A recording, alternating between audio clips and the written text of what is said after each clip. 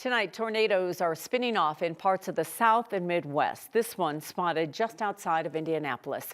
In the western suburbs, a warehouse has collapsed. Within the last 20 minutes, firefighters said they were still trying to rescue a woman trapped inside. They say she is alert and talking.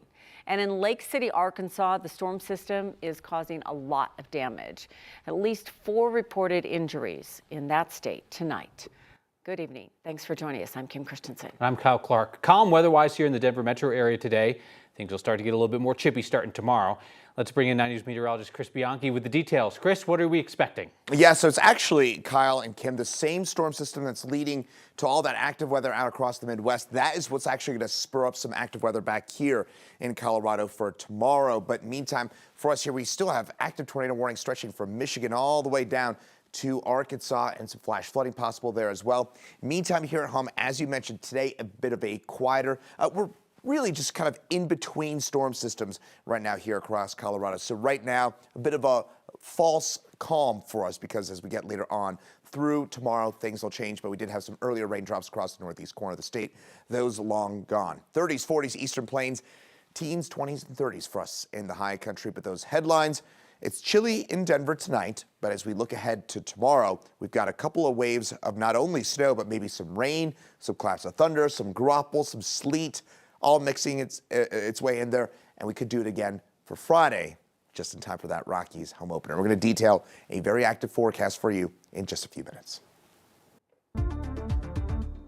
A mother is suing Denver Public Schools, claiming the district security officers assaulted her 16-year-old son, then tried to have him prosecuted. The boy was charged with assault before the case was dropped on a technicality. 9 News reporter Rhea Jha has been following this case, and it's played out over the last year or so, Rhea.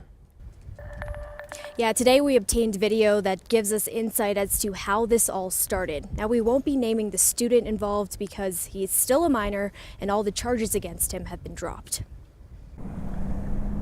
I graduated from DPS. I also have other children that graduated in DPS. And so there was a level of respect that I had for the district. Respect that's now gone. This is where my child goes to school at, and this is where the incident also occurred at. Chanel Edwards sent her son to Manual High School, thinking he would be protected. I would have thought they would have advocated for him immediately. I would have never thought that they would put charges on him.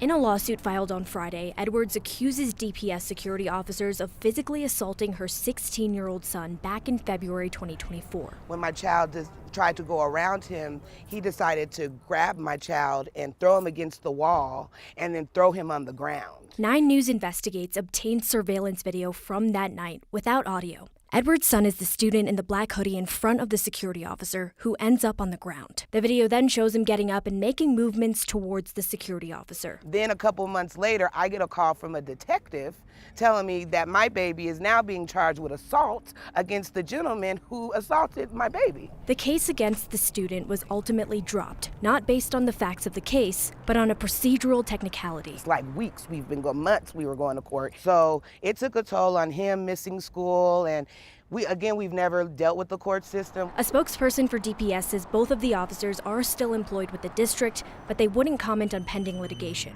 Before this all happened, Edwards says her son was bound for college. He doesn't want to go to college anymore. She says her son has changed because of this, and that it didn't have to be this way. My child is not a fighter. He doesn't get in trouble. He's never been suspended. A spokesperson for DPS said a use of force report was never filed. The lawsuit names DPS, both security officers involved, and the principal of Manual High School. Reporting live in Denver, Rhea Jha, 9 News. New shots fired in President Trump's trade war. A new tax on imported cars just took effect within the last few minutes. It's just part of sweeping new taxes on foreign goods that President Trump announced in the Rose Garden today. He's fulfilling a key campaign promise by raising U.S. taxes on foreign goods. He says it's all to narrow the gap with tariffs the White House claims other countries unfairly impose on U.S. products. It includes a 10% baseline tax on imports from all countries and higher tariff rates on dozens of nations that run trade surpluses with the United States. While the new 25% tariff on imported cars is already in effect, another one on car parts is set to take effect in May. We talked about the significance of that with Fritz Mayer, Dean of International Studies at DU. There's about 30,000 parts in a car. So they're assembled into subparts, a drivetrain, an engine, other components. Those could be made in Japan and shipped to the US, or in Mexico and shipped to final assembly somewhere else. Move back, and parts of this vehicle may move back and forth across borders several times. What this will do is disrupt those supply chains. President Trump announced the tariffs after the markets closed. Stock futures plunged afterward. The Trump administration says it is sending violent criminals, the worst of the worst, to be held in a brutal prison in El Salvador. Yet advocates in Colorado say a man here who was not accused of violence was rounded up and flown to that prison. Nixon Azuaje Perez used to live in the now closed Nome Street apartments in Aurora. After a shooting there in August, prosecutors charged him with tampering with evidence. According to court documents, he told investigators that he didn't want police to think he was involved in the shooting near his apartment, so he picked up some shell casings. He got charged for that. Advocates suggest that his low bond of $1,000 suggested the court system didn't think he was much of a danger. They say before his case went to trial, ICE picked him up, and they believe he was sent to El Salvador, based on insider reports and a passenger manifest obtained by CBS News. Those advocates say he never had a chance to prove that he didn't belong with violent criminals. He can't even clear his name. The basic. I mean, where does that leave innocent until proven guilty? We don't have that.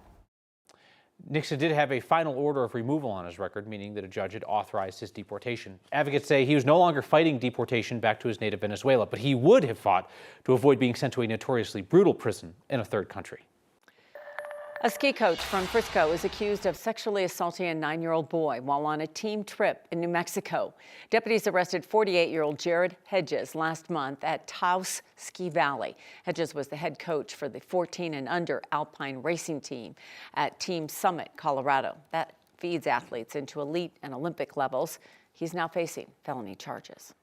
Mr. Hedges had been working in this type of position for the ski team for approximately 2 decades plus. He was in charge of travel arrangements, scheduling when they would travel, as well as sleeping arrangements. Team Summit Colorado says Hedges was fired, and they added that they are shocked and horrified by the allegations. Denver is preparing to add more police to an area of downtown the city insists is already safe. It's certainly a sign that Denver's leaders know the public is not convinced of that fact. And the city wants people to come back to the 16th Street Mall when construction finally wraps up this summer. The city has spent $175 million over years on a big renovation. The challenge is now to convince people to return to that area that has seen a business exodus, a 35% decrease in property and sales tax revenue in the past 5 years. It's also been the site of some high-profile crimes. We're unapologetic about the belief that downtown is the economic and cultural center of the city.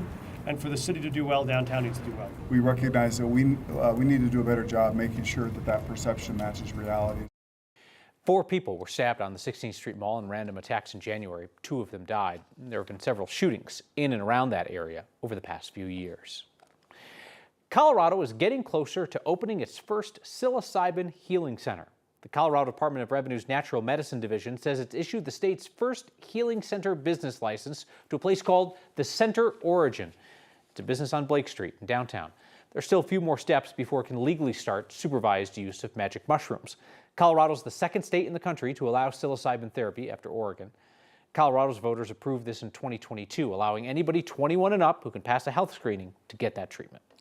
Thompson Valley EMS is working to better help people who are neurodivergent. They say they will be the first EMS agency in Colorado to get specialized training to provide more compassionate care to people with invisible disabilities like autism. As part of that, they'll have sensory bags in their ambulances that they're going to give out. Those kits include things like noise-reducing headphones, fidget items, and communication cards. Thompson Valley EMS is partnering with a company called Culture City to give out the kits.